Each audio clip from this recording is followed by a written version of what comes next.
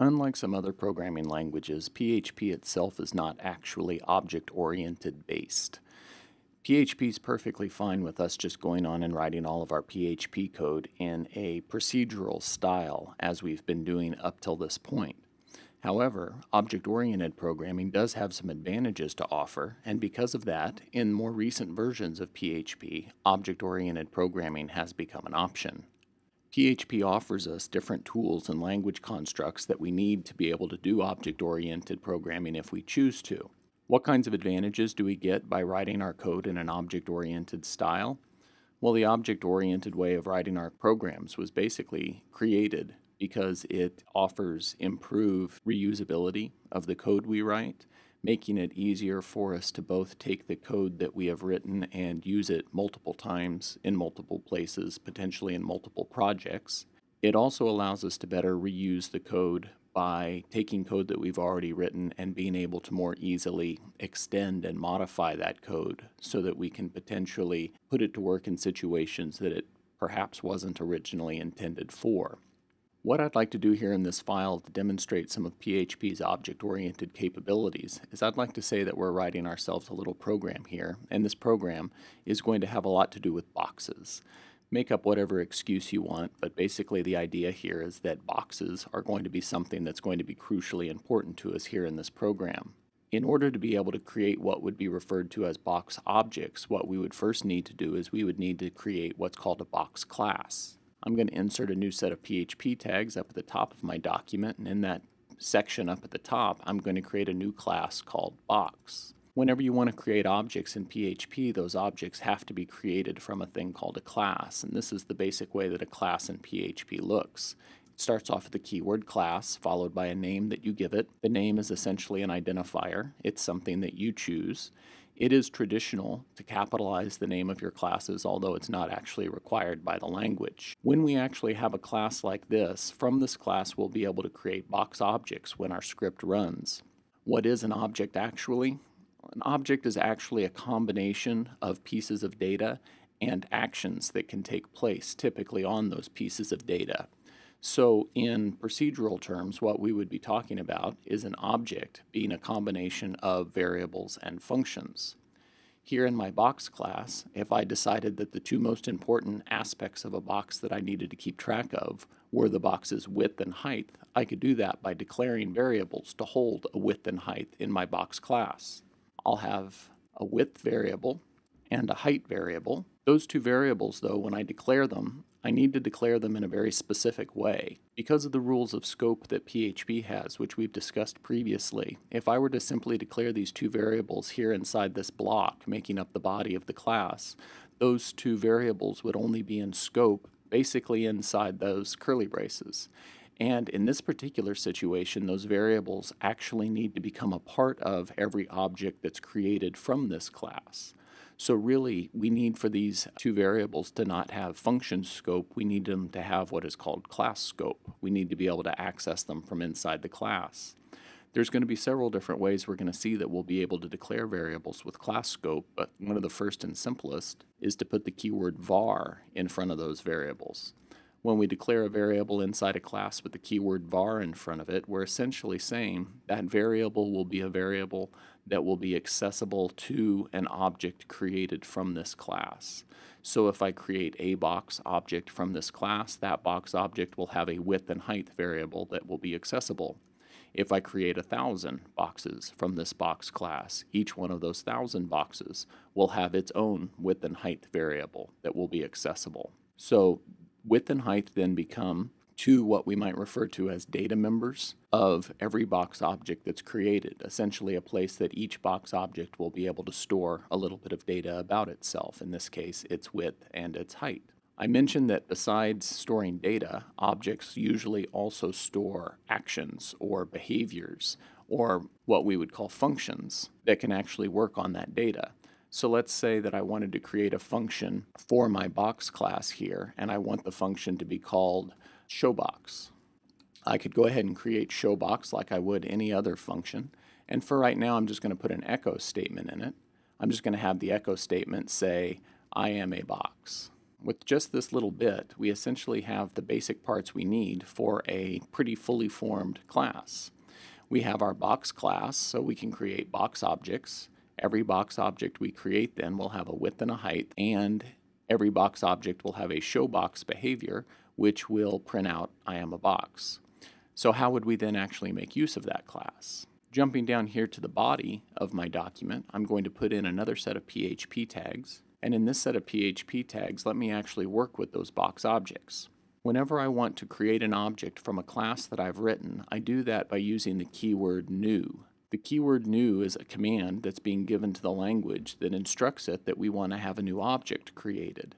Whenever we use the keyword new, we also then need to tell it which class to create the object from. So here I'm going to say create a new object from my box class. The name box here matches the name of the class that I had written up above.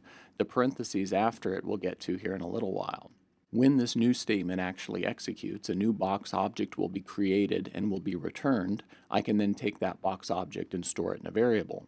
So I'm going to create a new variable called b1. I'll put the new box that's created there into my variable b1 so that I'll then be able to reference it, still be able to work with it, essentially. So what's actually going on here? When I actually tell PHP that I want to create a new box, PHP performs a process called instantiation. It's a little bit in a way like declaring a variable. PHP will go out and claim some of the computer's memory in which a new object can be stored. But at that point, the object is pretty empty. It's pretty blank. It's just an empty bit of space. PHP then, though, will look at the class that is being used to create that object, and it will use the class as something like a blueprint or a prototype, where it will see what variables are declared in the class, and whatever variables are declared, it will create inside that new object space. So that object that's created out in memory will get a width variable and will get a height variable. PHP will then also take any functions that are declared in that class and will make those available to the object as well. So my new box object that I'm creating, b1, will have its own width and height variable and will have access to the showBox function. All of that then is wrapped up here in a nice little package here inside my variable b1. Well, what if I would like to actually do something with it then? What if I tried saying echo b1? What I would be doing at that point is I would be asking PHP to print out b1 as if it were a string. And if I take a look at that in my browser, I get an error message saying object of class box could not be converted to a string. So PHP definitely does recognize that my variable b1 has a box object in it, but when I try and tell it to convert it into a string, it does not yet know how. That's something that we'll actually have to teach it. I did give my box class this showBox function. The showBox function echoes out some information. Maybe instead of echoing out b1 itself, maybe what I could do instead is I could use the echo that's inside the object b1. In b1, there's a function called showBox. How do I actually access that function? Well, whenever you want to access something that's inside an object, you do it using PHP's arrow operator. The arrow operator in PHP is a hyphen greater than, so it actually looks like an arrow. And what it actually means is to access the thing that's inside the object. So here I'm saying run the showBox function that's inside the object b1. And when I take a look at that in my browser, that works just fine. It actually does print out I am a box, just like the showBox function said that it should. Let me come back up to that function. I'm going to throw a break on the end of it. If I call that function a second time, I of course now get I am a box 2 times. So I can, just like any other function, call functions that are inside or that are a part of an object as many times as I happen to need to call them, for whatever reason I happen to need to call them. If I can use the arrow operator to be able to access functions that are stored inside an object, could I also then use the arrow operator to be able to access variables that are stored inside an object? Could I, for example, say echo the width of box 1 is, and then I'll append in b1 arrow width followed by a break. So b1 arrow width, meaning the width variable that's stored inside the object called b1. Would that work? Again, let's look in the browser. No error was produced. I do see the line, the width of box 1 is. I missed the word of in there. I'll have to fix that. And then I'm actually coming up with a blank. The blank, of course, is because we've never initialized the width of box b1. Could we do that with the arrow operator as well? If I say B1 arrow width equals 200, assign a value of 200 to the width variable that's inside of object B1, that seems to work okay. On that next line, then, when I try to access the value of the width, I'm now coming back with the value that I assigned. So width is acting just like a normal variable. I'm just having to access it a little bit differently because instead of that variable just sort of being out in the open, that variable is enclosed. It's encapsulated in a way inside this new object. So I put a value into the width variable that's inside object B1. I can then access the value of the width variable that's inside the object B1. What if I had a second box? If I were to duplicate my box 1 instantiation line and create a new box called B2, if I were to then assign a value to the width of B2, I'll make B2's width 100. Is that going to have any effect on the width of box B1? Nope. B1 is still coming back as 200. The width and height variables, because they're declared with var, means that each individual object created from this class will have their own version, their own copy, if you will, of those variables. So when I create object B1, B1 has its own width and height. When I create object B2, B2 has its own width and height. The width of B1 and the width of B2 are two separate variables. Yes, they have the same name, but they are stored inside two separate objects. The same thing's then true with the height. The two functions do, however, actually share the showbox function. The showbox function itself is not truly stored inside either object B1 or B2. It's instead simply made accessible to both of those two variables, to both of those two objects more appropriately. Because the showbox function is shared between the two, how could we then handle a situation where inside that function we might want to access data about that individual object? The showbox function, for example, instead of having it print out generically, I am a box, what if I actually wanted it to print out the width and height of the specific box that the function was called for? Well, here's what I'd like to do. I'd like to have showbox change so that it actually does print out the width and height. Let me modify this function. What I'm going to do is, instead of having it echo, I'm going to have it return a string, and in that string I want to have the box's width. Appended to the width, I'm just going to have the letter X, so it'll be width X height, kind of like 4 by 4, I suppose. And then after the X, I'll append in the height, and then I'll put a break at the end just to make it cleaner if we run it multiple times. So here, when I'm writing the class itself, it almost seems obvious that when I talk about width or height, that would be talking about width and height up here, same variables, right? Well, if I actually now come back to my showbox function, and for B1 I try to echo what's returned when I call showbox, what we'll find in the browser is a bunch of errors. I ended up getting errors for trying to access the width and the height.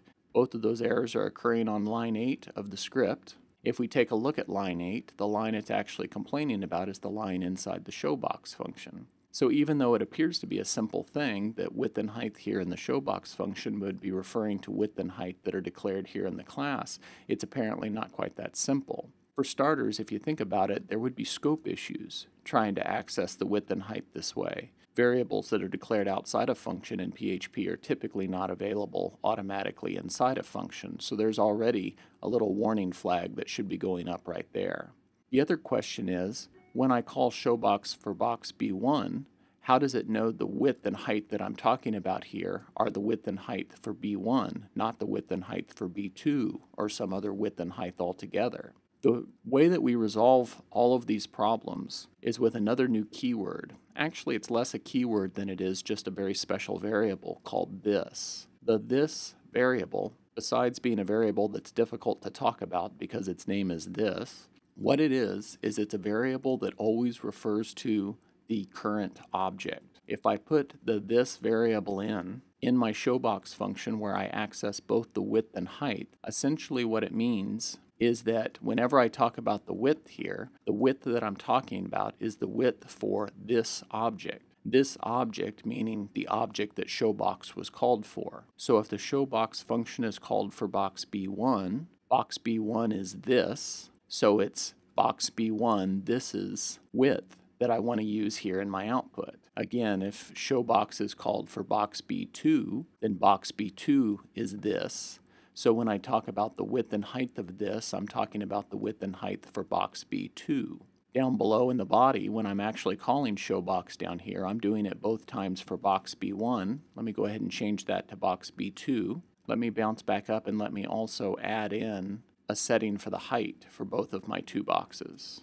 For the height of B1, I'm going to set its height to 100. For the height of B2, I'm going to set its height to 200. So B1 is a 200 by 100 box, B2 is a 100 by 200 box. If I go over and take a look in the browser now, the errors all go away and both of the two boxes are properly printing out their width and height. They're able to do that because they know which width and height to use, because in the showBox function we're now using the this variable.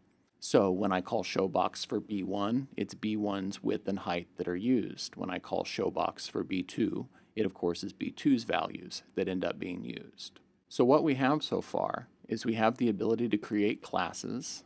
When we create classes, we can declare as many or as few variables as are necessary to store data about the objects that will be created from that class. We also have the ability to create functions. With functions, we're basically tying actions to the data that is stored inside a particular type of object. When we want to access the variables that are available inside an object from one of the object's functions, we need to make sure that we access those variables by doing $this and then the arrow operator. The arrow operator itself is a new operator in PHP used specifically with object-oriented programming. It means the thing inside the other thing, really. So the width that's inside of this object is what we would be talking about there. And we can use that arrow operator to access variables that are inside instantiated objects. We can use it to run functions that are inside objects. And then anytime we want to create a new object, we can certainly do so by using the new operator. Let's add another function here to our box class for the fun of it. What I'd like to do with this next function is I'd like to provide the ability for a box to actually draw itself on the screen. By draw itself, essentially what I mean is that I would like for a box to essentially be a div. The div will need to have a class of box, and then what I'll be able to do with it is I'll be able to do some inline CSS where I'll be able to set a width and a height for that particular div, and I have some CSS in my browser set up so that when I do that, it will simply draw that div with an outline with a border around it so that we can see our box that we're creating. So I'd like for there to be a function in my box class that will basically write this HTML code for me. Let me go ahead and cut that code out. I'm going to take it up to my class, and in my class let me add a new function. I'm going to call the function draw. I'm going to have that function then return essentially that same HTML that I just wrote, except at the point where previously I hard-coded in the value for the width, what I would like to do instead right there is append in the width for the actual box whose draw function has been called. So I'll say for this box right here, access its width. Same idea over here for the actual value of the height of the box. I will append in for this box its height. So at that point I should have the ability to be able to call the draw function for my boxes, which will output this bit of HTML, which combined together with the CSS there at the bottom of my screen should result in an actual box showing up on my page. Let's see how that works. I'm going to jump down here to the body, and after I've called showBox for both of my two boxes, let me try calling the draw function for both of my two boxes. Taking a look at that in the browser, that's the way it actually appears. So the first box 200 by 100, wide and short. The second box 100 by 200, narrow and tall. It looks like it's doing a fine job drawing my boxes. Is all this object-oriented work really worth it?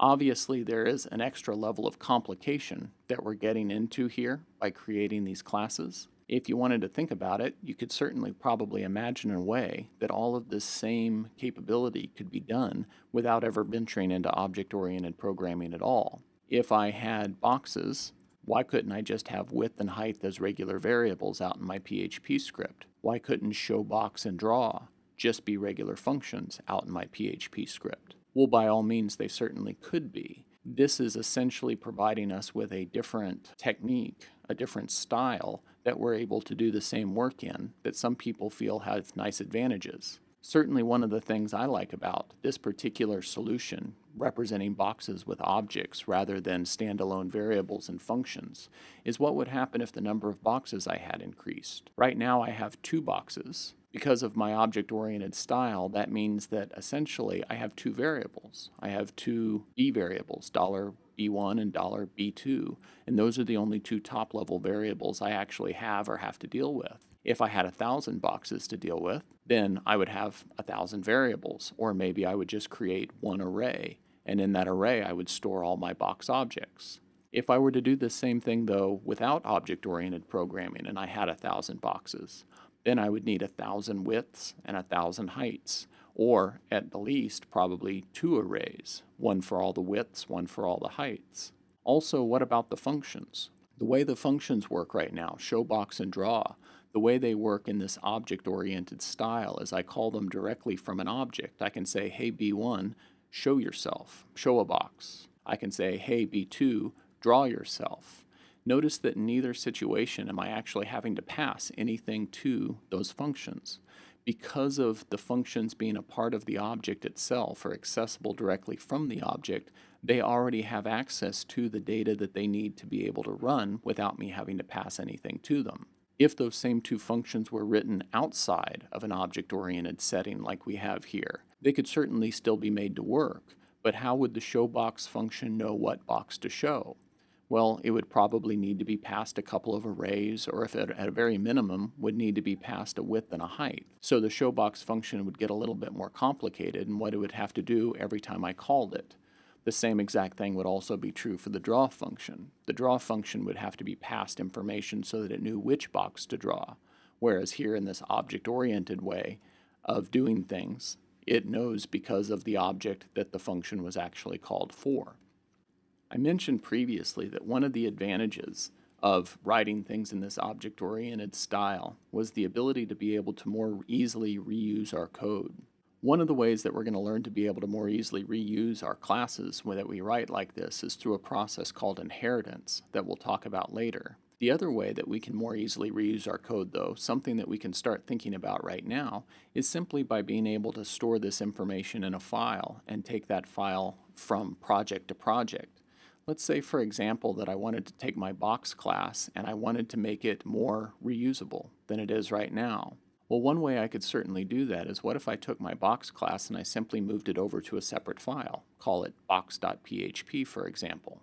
So here I've taken my box class, I've moved it to a file called box.php. Over in the file I was working in before then, in order to still have access to my box class, I could simply require the file that contains my class. So I'll just require box.php, and in the browser, things continue working exactly the same way they did before. So with my box class off in a separate file now, what could potentially happen is I could fairly easily pick that file up and move it from project to project, or store the file in one central location where all of my projects had access to it.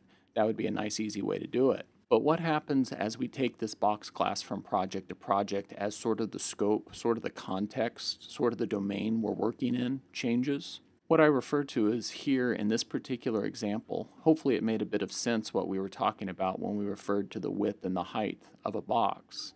Here I was being pretty particular. I was working down in the HTML and CSS levels to actually draw the box. But what if the box at some point was used in some other context where maybe we weren't necessarily thinking as specifically about the code as we are here? Is there anything in my box class that could potentially help protect boxes from accidentally being misused if they were put into some context where maybe having strict numbers for width and height did not make as much sense? What I refer to as, right now, sure, 200 for a width made perfect sense, but what if in some other way, at some point, me or somebody else using my box class decided that it would make sense to set the width of a box to very wide, let's say? The way my box class actually works right now, where I'm actually taking values and putting them directly into the variables themselves, there's nothing standing in the way of keeping something like this from happening. If I go over and take a look in the browser now, that first box of mine collapses down to essentially nothing because the actual size of that box is now showing up as very wide in the CSS. Since the CSS doesn't understand what very wide means, it's essentially collapsing it down to 0 pixels. It might seem almost silly thinking that something like this could happen, But as this class continues to be reused and reused and reused by myself, by other people in the future, and in lots of different projects and in lots of different ways, there's an ever-increasing chance that at some point somebody is going to misunderstand exactly what the width of a box is supposed to be, and they're going to put some value into it that is not appropriate, is not something that the class was prepared for. So is there a way that we could write our class where the objects of that class could potentially protect themselves from this type of purposeful or inadvertent misuse? Yes, there definitely is something we could do. It's called access control. In our box class, when we actually declared our width and height variables, we declared them by using this keyword var, which basically just said these are variables that will become a part of every object created from this class. In an access control point of view, declaring these variables with var would be exactly the same as if we declared them using the word public. The word public is another word that we can actually put there on those variables. The word public does what var did in saying, yes, these variables will become a part of every object created from this class, but the word public also goes a step further in that it explicitly says anybody from anywhere, basically anybody from inside this class or any code from outside this class should be able to change the value of these two variables. This public access modifier can be put both on variables and on functions. So if I wanted to, I could come down and I could declare my functions also as being public. Functions and variables are both public by default, so there's really not a whole lot of reason that I ever have to put public in front of any of them, although it can sometimes be good for sort of stating your intentions or making your intention obvious that you literally wanted something to be made public, and the fact that it's public wasn't something that occurred accidentally as a result of an oversight. With that word public in there, if I jump back over to the browser now, you can see absolutely nothing has changed. So public was the default. Now I've declared public explicitly. Nothing has changed at all. Where things can start to get a little bit different is that I have another option besides public, in that I can also declare things as being private. When I declare something as being private, this is not the default, so this actually is going to cause a change. When I declare something as being private, essentially what I'm doing is I'm limiting who or where that particular thing can be accessed from. Here, when I'm declaring my width and height variables as being private, what I'm saying is that these two variables can only be accessed from within this class, from within the object itself, if you want to think about it from that point of view. So when I'm trying to access the width and height here in these two functions, these will be allowed. These are fine because this is code that's inside the class, that's from inside the object itself. So my showBox and my draw function will still work perfectly well, even when I've declared these two variables as being private. The code that I have over in my viewable PHP file, however, where I'm changing the values of the width on these two lines and the height on these two lines, and then access the width on this line, those lines now become illegal because this code is not a part of the class, not a part of the object itself. This is code that is executing externally from the class itself, and that is what is stopped from happening when things are declared as being private. If I jump over to my browser now, hit refresh, you can see all of a sudden I get a fatal error. The fatal error is coming from line 30, where it's saying we cannot access private property box : $width. That means the width variable that's inside the box. The double colon there is the scope resolution operator, similar to the arrow operator, but slightly different in how we use it. We'll talk about it later. But this error is letting us know that the width variable inside a box is a private property and cannot be accessed because of it being private. So it's line 30 where that error is showing up. Line 30 right here is the very first time that I tried to access the width. If I were to comment that line out, the error just moves down to the next line, line 31. It's not until I get rid of all of these different lines where I'm trying to access the width and height from outside the class itself that I can actually get those errors to go away. And at that point, I've then lost all of my actual data. I have nothing by nothing for my two boxes. And for the boxes themselves, they're showing up 0 by 0 pixels because they have no width or height at that point. So by declaring the width and height, those two variables private, we've prevented anybody but the class itself from being able to access those variables. We can still use the variables from inside the class itself, like we are in our showBox and draw functions, but the variables can't be accessed by any external entities from the class itself. So in a way, you could say that that solves the problem that we were trying to solve. We wanted to be able to prevent somebody from putting a value in purposely or otherwise that was inappropriate for the variable. So we wanted to stop somebody, for example, from being able to set the width of a box to very wide, and we've now done that. Now we cannot execute this line where we set the width of our box B1 to very wide, but we've in the process now created a whole new problem in that we now have no way to actually put a width or height into our variables. We can solve that problem though by kind of following the lead of our showBox and draw function. Since our showBox and draw functions are part of the class itself, they still have access to those private variables, those private data members, width and height. So if those two functions can still access those variables for their own use, could we not then write public functions that could access those variables for the purpose of actually initializing them or actually changing their values? Here's what I'm thinking. What if we created a new public function?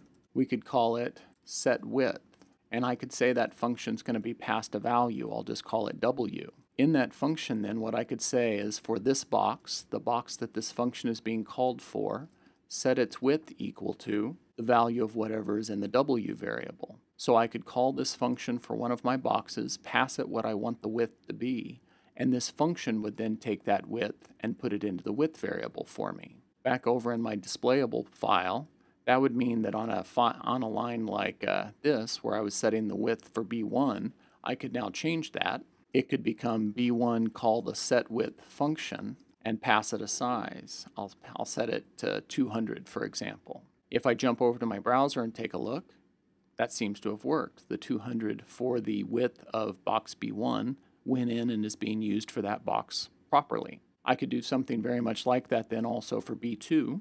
When I go to set the width for B2, I'll set its width to 100. That seems to be working. And since that new function of ours worked so well for the width, couldn't we do the same thing then for the height? I could make a new public function. I'll call it setHeight. I'll say this function is going to be passed a variable called h.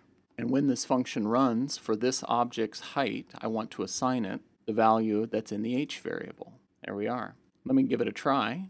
For box B1, I'm going to set its height to 200. For box B2, I'm going to set its height to 100. Back over in the browser, refresh, and there we are. We're back where we were.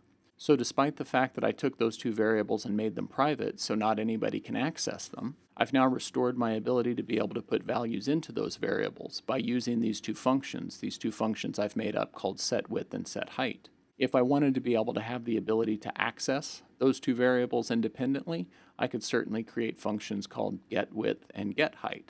They could simply return whatever value is in the width or height so that I would be able to get at those two values independently. If I wanted to be able to, for example, put this line back in, right, where I'm saying the width of box 1 is, since I can't say B1 arrow width because that would be accessing a private variable directly, what if I changed that to B1.getWidth and turned getWidth into a function?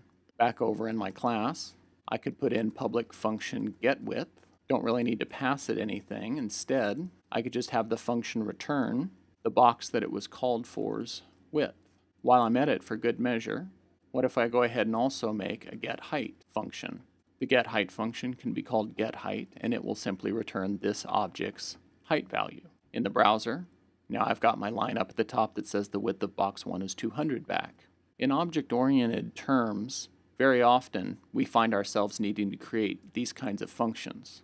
What we've essentially done by using the private up here on our variables is we've provided our class with what's usually referred to as encapsulation. Encapsulation essentially just means that we've built something like a wall around objects of our class so that the object is responsible for its own data. Code from outside the class can ask the objects of the class to store or return a piece of data, but through these functions, it's then ultimately up to the object itself to decide whether they actually want to do it or not. Since these are functions, we could build extra checks into these if statements where we could decide, do we really want to accept this width? Do we really want to accept this height?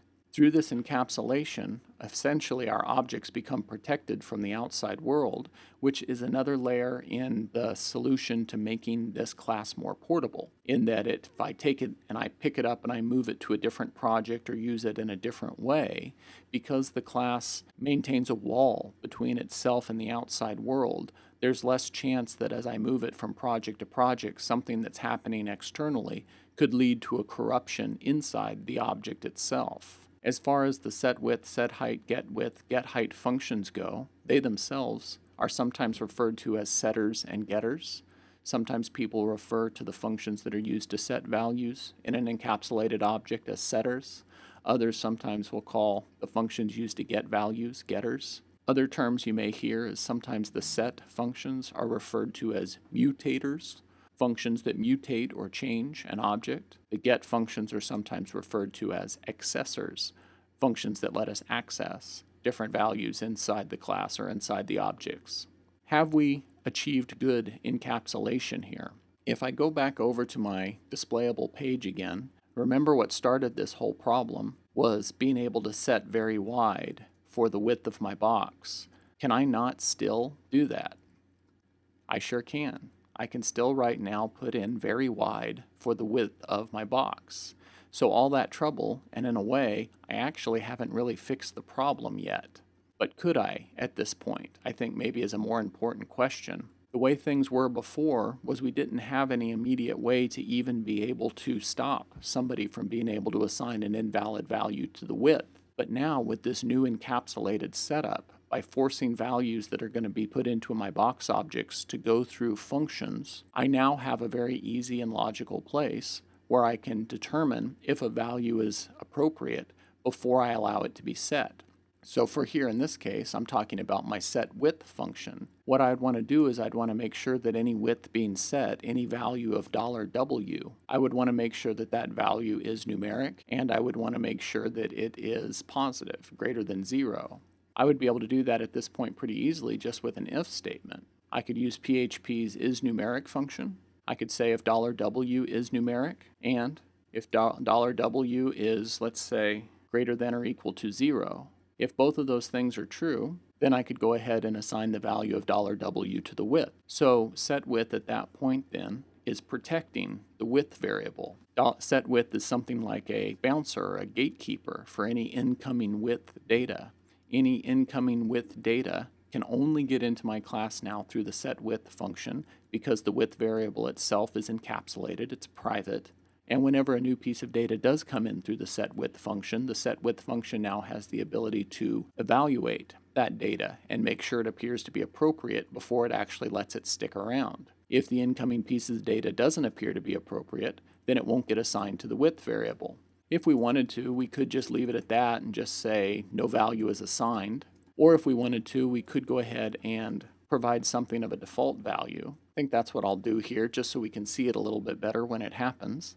I'll just say essentially if we try to set a width and that width is invalid, then we'll use a default width of 50. If I jump back to my browser now, there we are. You can see I tried to set an invalid width of very wide for my box 1, but because that value was determined to be invalid, we went with our default value of 50 instead. If instead of very wide, if I tried to put in an actual proper value like 200, then that was happily accepted by the set width function and used. So that went in there with no problem whatsoever. So at this point, our box class, while maybe not the most terribly useful class in the entire world, is a working little example. It is a good example, I think, of an encapsulated class, a class capable of generating these encapsulated objects. That makes it more reusable. I think I've pointed out some of the advantages that writing it this way has. When we start talking about the encapsulation, the use of private and public and such, obviously that goes well beyond what we would ever be able to do if we were just dealing with standalone variables and functions. So another advantage in object-oriented's favor. The only thing I can think of that I would have left to finish this off would be to maybe duplicate this data validation that I'm doing in the set width function and do it for set height as well. It's really the exact same thing that I had before in set width, just working specifically for the height instead. Other than that, the idea is the same. We still have a lot more about object-oriented programming to talk about, but these are the basics. writing a class, protecting the data inside the class, providing functions that allow the data inside the class to be worked with, instantiating objects of the class, being able to call the class's functions, both to access its data and to be able to activate different abilities that objects of that class happen to have. Overall, in my opinion, it ends up making for a fairly clean solution. I think object-oriented programming is often a very nice way to be able to put together your projects.